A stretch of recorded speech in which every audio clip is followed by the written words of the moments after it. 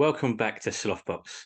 This channel is proudly sponsored by Lionpool Security Services and the Excelsior Sporting Club. This is James Luckton and I am delighted to be joined with Chev Clarke. Chev, how are you, mate? I'm all right, my man. How are you? Yeah, very good. Thank you. Very good. I'm going to start off with a few quick-fire questions about your amateur days, Team GB and travelling. Okay, this is interesting. I like the way this is going so far. Keep going. We're going to start off with places you've been to. So first of all, let's start off with, where's the most unusual place you've boxed? The most unusual place I've boxed? What, competing or just generally? Either. I'd say I've been to Cuba. I went to train in Cuba, but for me, man, you can't beat Uzbekistan. That is the best, worst place that we've been. What made it so good and what made it so bad? What made it so good was that those guys are just hustlers. They're workers. They're very good at their craft, taken very seriously. What made it so bad, man? We was in Uzbekistan, somewhere close to Russia, where they didn't take the currency of their own country. We was that far in the mountains that they had shops that were like shacks that they didn't take their own currency, and yeah, it was madness, man. It was so bad that we had to survive on Snickers. Yeah, so yeah, that's why. But training was amazing. The best training camp I've ever been on. What's the most beautiful place you've boxed in? But Australia. Why? What was so nice about Australia? What for you made it personally so beautiful? It was the Commonwealth Games. It was like we was on the beach. I think it was it. I forgot the name of the beach. Oh, Paradise Beach, or some famous beach in Queensland, Maryland. It was amazing, man. It was beautiful. That being said, I would never pay to go back. It's just too long. It takes too long, man. I'm not very patient. It takes way too long, but a beautiful place. I'll just touch on it. You mentioned about it takes too long. What are you like with the travelling? Because obviously you could be going here, there, and everywhere, and like Australia's a long, long way. What are you like with travelling? I love traveling. I don't mind traveling. Like, I actually prefer to box away from home. Like, do you know what I mean? But yeah, traveling, I go anywhere. Hey, listen, I used to be a lorry driver. To make the delivery, I go anywhere, bro. So I'm good. As a man from the Caribbean, from Jamaica, you must love your food. What country you been to that's had the nicest food? Oh, that's a good question, you know? That's a very good question. Nicest food for me, other than Jamaica, like we put Jamaica out of it. Man, I tell you what, Portugal, went to Portugal. Their food was kind of tasty. And Australia, again, their food was, they had a couple of things that I was like, I don't know about that, man.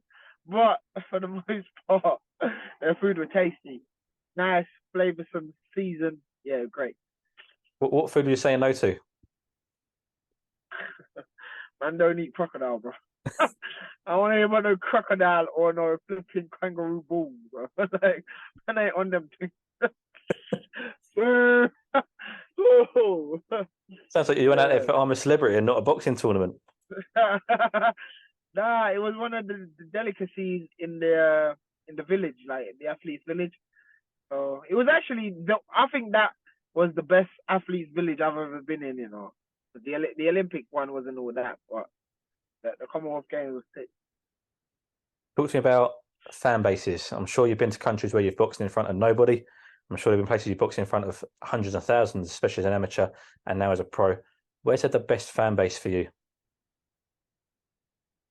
For me, so far as a pro, it's just been crazy. Like, shout out to all my Team T4 family. That's family right there. What our experience when you come and watch me box, it's a different experience. It's just like a family affair, man. It's sick, and I can't wait to see those guys on Saturday. But I remember going to Ukraine, and we had like a load of bad information, wrong information for us anyway. And it was quite surprising because I boxed out there and I boxed in the European Championship. I boxed in the final and like the support was mad. It was crazy. Bearing in mind, I fought somebody in the final from Russia.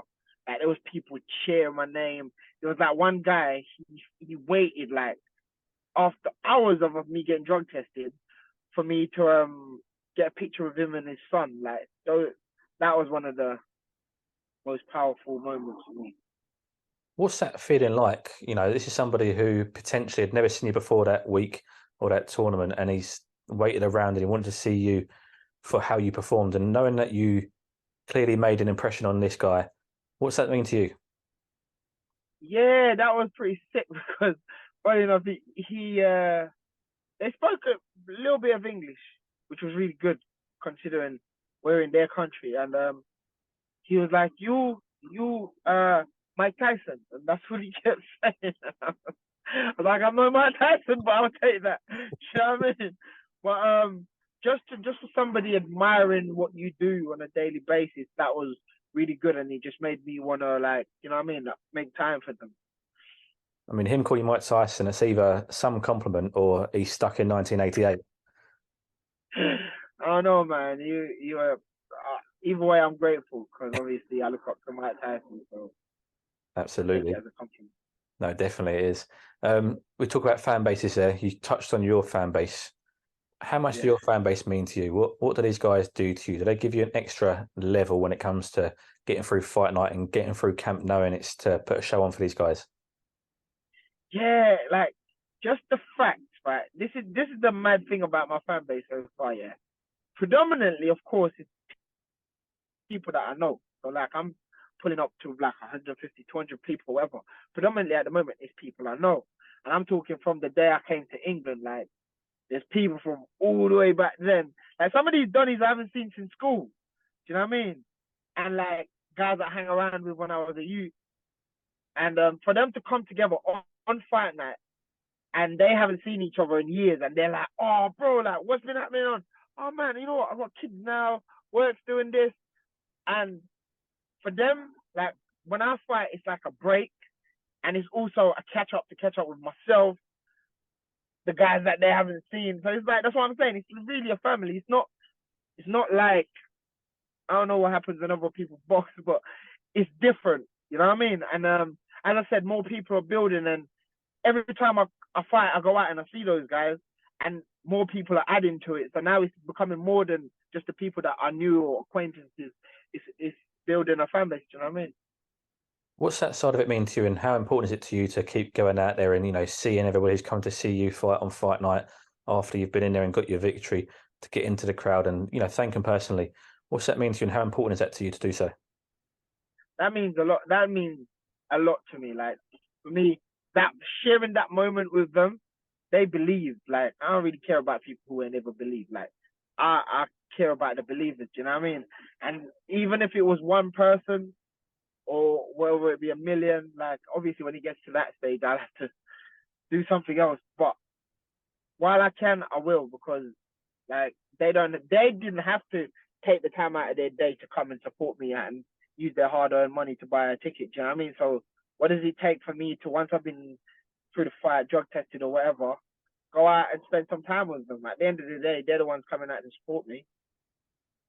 I want to touch on keeping with the fan base side of things, and obviously it's very easy to grow your fan base whilst you're winning. You've mentioned already your fan base is like a family. I want to sort of tie this into your big Arsenal fan and go back just a couple of seasons ago, Arsenal fan TV, and you can see the fans on that side of things. Everything can be very fickle. For yourself, in terms of that, when it comes to potentially down the line when you may lose some fans for whatever reason it may be, what would it mean to you to keep that core, that family you mentioned there? Like I won't ever lose my core because like, this is the thing with me, yeah. I'm authentic. Like there's nothing that I do that is fake. I'm authentic to the core, right? So like nobody ain't gonna be like, "Oh, like he was this and he was that." I've always been the same. Like the person that knew me from I was flipping 5 years old, they'll tell you like, oh, he's still the same that guy. Obviously, I've grown a bit, but I'm still that same person. So what I'm saying is, like, nobody can't question my character because I ain't acting. You know what I mean? So down the line, regardless if I lose or not, these people will still be my people. A lot of people I spoke to a little while ago, Pinkland Thomas, and one of the things he said that shocked him the most in his career was how many people in his dressing room when he was winning and when he was world champion, and then how many people in his dressing room after his first loss. And he said the only person in there was his old amateur coach. Not even his current pro coach was in the dressing room with him. Do you feel that hate will come with success as it does. Will any of that ever affect you, do you feel? Any sort of, backlash or any hatred or anything, any trolls on social media even these days?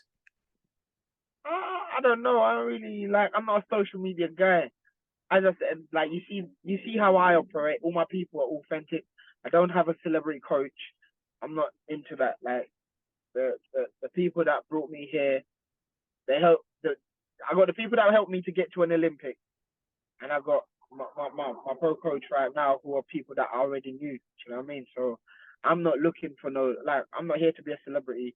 I'm just here to use the skills that I've got and do what I can do and I will do, and just keep it authentic, man. Like I tell you guys, I'm not here to be a celebrity. I'm just here to be Chev, be the best of Chev, work with what I've got, people that are around me, and add who I need to add and leave who I need to leave out. You know what I mean? So down the line, when that won't happen, but my people will always be there. That's all I can say.